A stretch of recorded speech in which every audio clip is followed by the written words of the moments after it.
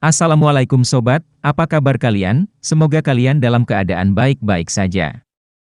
Film yang akan kita bahas kali ini berjudul Imam Ahmad bin Hanbal Asy-Syaibani. Seperti judulnya, film ini bercerita tentang kisah perjalanan hidup Imam Ahmad. Salah satu dari 4 imam besar di agama Islam yang biasa juga kita sebut mazhab Imam Ahmad atau mazhab Hambali. Film ini dibuat dan disiarkan oleh Qatar TV pada tahun 2017 lalu, di mana film ini terdiri dari 30 episode. Dan di kesempatan ini admin akan menceritakan kembali alur cerita di setiap episodenya. Admin mengingatkan buat sobat semua, video ini adalah konten spoiler, jadi admin sarankan agar sobat bisa tonton filmnya juga secara full. Insya Allah nanti admin siapkan link downloadnya di kolom komentar jika banyak sobat yang suka dengan video ini. Oke sobat, langsung aja kita ke alur ceritanya.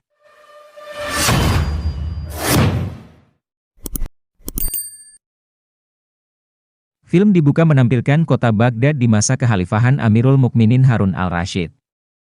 Lalu di sebuah pasar di negeri itu terlihat seorang pemuda sedang menawarkan tokonya untuk disewakan. Dia adalah Ahmad bin Hanbal Asy-Syaibani, tokoh utama dalam film ini. Tanpa terlihat putus asa sedikit pun, Ahmad terus menawarkan tokonya kepada setiap pengunjung yang datang di pasar itu. Diceritakan di sini Ahmad terpaksa harus menyewakan tokonya untuk menopang biaya hidup bersama ibunya setelah ayahnya wafat, meskipun sebelumnya pamannya bernama Ishaq bin Hanbal telah menawarkan bantuan kepadanya, tapi Ahmad menolaknya. Sementara itu terlihat 2 prajurit istana bernama Komandan Aiham dan Masud terlihat gelisah sedang menanti pesan burung yang sangat penting. Beberapa saat kemudian, di pasar itu seorang pria botak bernama Faraj melihat lalu menangkap seekor burung pembawa pesan penting untuk istana yang admin maksud tadi. Tindakannya itu pun diketahui lalu diteriaki oleh pria bernama Khalid. Alhasil beberapa prajurit istana pun mengejar Faraj. Dan di tempat lain, seorang ibu tua memarahi putranya bernama Amir yang kerjaannya hanya bermalas-malasan, hanya tidur tidak ingin bekerja. Tapi Amir beralasan kepada ibunya jika dia tidak tahu harus mengerjakan apa. Lalu dia meminta ibunya menyewakannya sebuah toko untuk membuka usaha. Ibunya pun lalu teringat dan bergegas mencari Ahmad yang ingin menyewakan tokonya. Ishaq bin Hanbal paman Ahmad kembali menawarkan bantuan untuk membantu kesulitan perekonomian Ahmad dan ibunya, tapi Ahmad tetap menolak bantuan pamannya. Di sisi lain Faraj berhasil kabur dari kejaran prajurit istana dan membawa pulang burung pembawa pesan itu untuk dimasak oleh ibunya. Dia lalu membuang pesan penting itu ke sebelah rumahnya. Yang mana di situ ada seorang gelandangan bernama Bahlul sedang tiduran. Bahlul pun mengambil dan membaca isi pesan itu.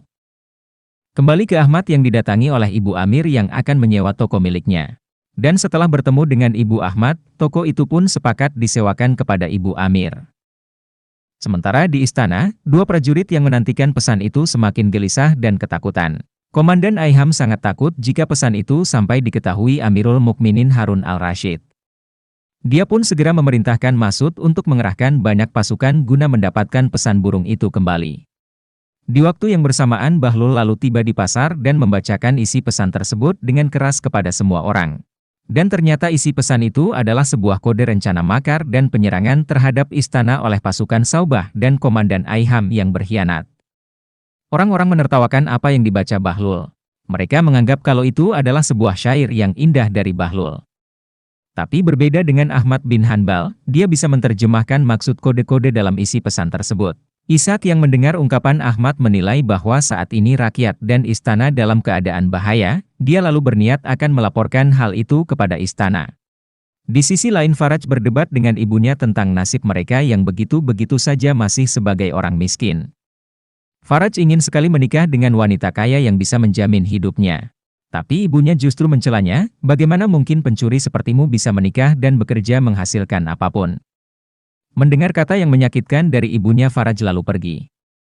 Ahmad lalu bertemu dengan sahabatnya bernama Ibnu Nuh. Ibnu Nuh menanyakan mengapa Ahmad tidak pernah hadir dalam pengajian beberapa hari terakhir. Ahmad menjawab jika dia sibuk dengan urusan tokonya yang dia sewakan. Tak lama kemudian mereka bertemu dengan Syuhaib yang satu pengajian dengannya. Syuhaib selalu bersaing dan iri kepada Ahmad di depan Syekh karena Ahmad adalah murid yang paling pintar. Tak jarang dia kerap mengolok Ahmad dengan keadaan perekonomian Ahmad yang miskin. Beralih ke rombongan dari Khurasan yang sedang berjualan ke Baghdad, dia membawa 2 putri-putri yang cantik bernama Faus dan Sahnas. Sambil menunggu ayahnya selesai bertransaksi barang dagangannya, Faust dan Shahnaz selalu meminta izin kepada ayahnya untuk berkeliling di sekitar pasar. Sementara di istana, Ishak melaporkan isi pesan yang telah diungkap Ahmad tersebut kepada tangan kanan istana bernama Yahya at-Talibi. Di mana akan ada seorang pejabat penting yang berkhianat akan menyerang istana melalui sungai Dajlah dan dari Bashrah. Setelah mendengar informasi penting itu, Yahya lalu bertanya bagaimana Ishak bisa memecahkan kode dalam pesan itu. Ishak menjawab kalau kode itu dipecahkan oleh keponakannya bernama Ahmad bin Hanbal. Yahya terkagum dengan kecerdasan Ahmad. Dia lalu mengangkat Ahmad dan Ishak bekerja di istana sebagai juru tulis sebagai bentuk apresiasi telah memberitahu rencana makar dan khianat dari bawahannya.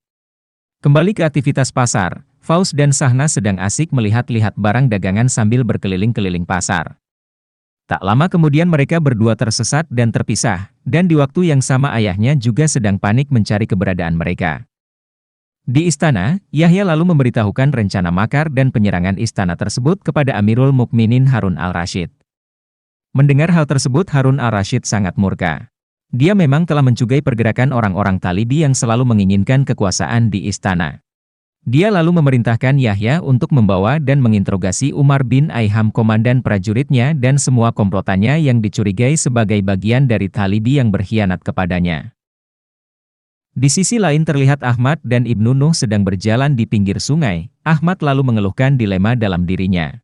Ahmad berpikir jika dia hanya disibukkan menuntut ilmu maka dia tidak bisa bekerja mencari uang untuk menopang hidup bersama ibunya. Dia membenarkan wajar jika Syuaib selalu mengoloknya sebagai orang miskin. Tapi Ibnu Nuh menasihati Ahmad untuk tidak berpikir demikian. Dia berkata jika ibunya lebih mendukungnya menuntut ilmu daripada disibukkan mencari harta dunia. Sin beralih ke istana, Yahya lalu menghadapkan Umar bin Aiham di depan Harun al-Rasyid untuk mempertanggungjawabkan perbuatannya. Sebagai pelajaran bagi yang lainnya, Harun al-Rasyid lalu menjatuhkan hukuman yang layak untuk seorang pengkhianat yaitu hukuman mati. Tapi ketika hendak dibawa, Aiham memohon ampunan atas nama Rasulullah Shallallahu Alaihi Wasallam kepada Harun al-Rasyid. Hal tersebut membuat Harun al-Rasyid terlihat mempertimbangkan kembali keputusannya. Sementara ayah Faust dan Shahnaz sangat sedih dan telah berputus asa mencari putri-putrinya yang hilang. Dia lalu memutuskan meninggalkan mereka dan kembali ke Khurasan. Kembali ke istana, Aiham ternyata terbebas dari hukuman mati dan hanya mendapat hukuman penjara. Hal tersebut diputuskan Amirul Mukminin Harun al-Rasyid karena Aiham memohon ampunan atas nama Rasulullah. Dengan memberikan Aiham hidup maka agar bisa mendalami dan mencari informasi lebih jauh. Siapa saja juga yang terlibat dalam usaha makar tersebut. Harun al-Rasyid lalu menyalahkan Yahya karena telah memilih komandan prajurit seperti Aiham. Yahya pun meminta maaf atas kejadian tersebut dan akan lebih selektif dan teliti lagi mengangkat komandan prajurit.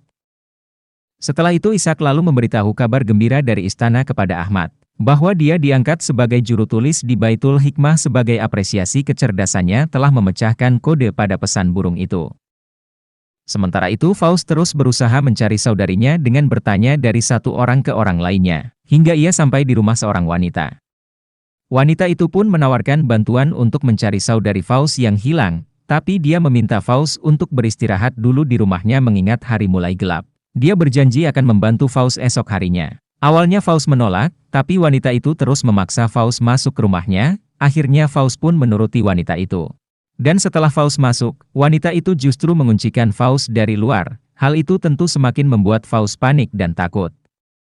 Sementara Shahnaz saudarinya menangis meratapi dirinya sendiri yang terpisah dan tersesat. Dan tak lama kemudian Khalid menghampirinya. Shahnaz selalu menceritakan bagaimana dia terpisah dan tersesat dari ayah serta saudarinya. Dia berasal dari Khurasan dan di Baghdad dia tidak memiliki keluarga satupun. Mendengar cerita Shahnaz, Khalid lalu berjanji akan membantu Shahnaz mencari ayah dan saudarinya. Ahmad bin Hanbal kemudian memberitahukan kabar baik kepada ibunya bahwa dia diangkat sebagai juru tulis Baitul Hikmah di istana. Oke sobat, ini adalah bagian akhir dari episode pertama ini. Jika sobat suka dengan alur ceritanya, silahkan like, tulis komentar sobat di kolom komentar di bawah dan jangan lupa subscribe channel ini agar sobat tidak ketinggalan alur cerita episode berikutnya. Wassalamualaikum warahmatullahi wabarakatuh.